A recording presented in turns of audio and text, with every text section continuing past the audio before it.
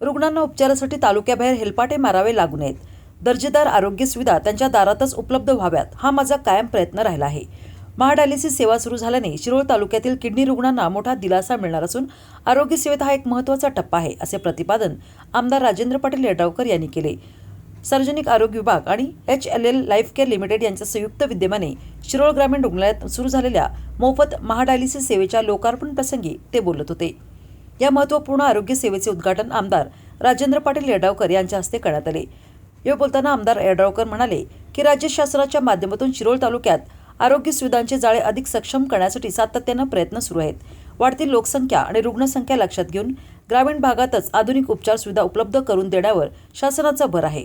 शिरोळ तालुका भविष्यात medical hub म्हणून विकसित करण्याच्या दृष्टीने अनेक महत्त्वाचे निर्णय घेण्यात आले आहेत.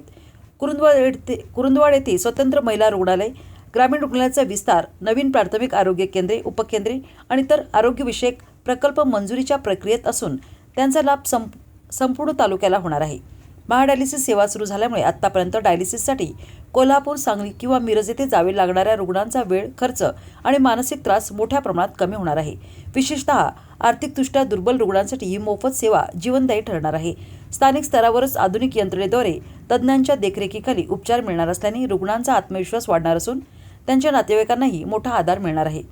हे शिरोळ नगर परिषदेच्या नगराध्यक्षा योगिता कांबळे, पंचायत समितीचे सभापती मिलिंद कुरणे, उपनगराध्यक्ष पृथ्वीराज सिंग यादव, उपसभापती मनीषा कदम, माजी नगराध्यक्ष अमरसिंग पाटील, पंचगंगेचे व्हाईस चेअरमन बाबा पाटील, पंचायत समिती सदस्य फजले अली पटेल, विजयसिंह देशमुख, सुरेश कांबळे, शिरोळचे तहसीलदार अनिल कुमार हेळकर, तालुका आरोग्य अधिकारी डॉक्टर पांडुरंग खटावकर, शिरोळ नगर परिषदेचे मुख्य अधिकारी डॉक्टर निशिकांत प्रचंडराव यांच्यासह पदाधिकारी उपस्थित होते. आभार ग्रामीण रुग्णालयाचे वैद्यकीय अधीक्षक डॉक्टर उषा चोले यांनी मानले.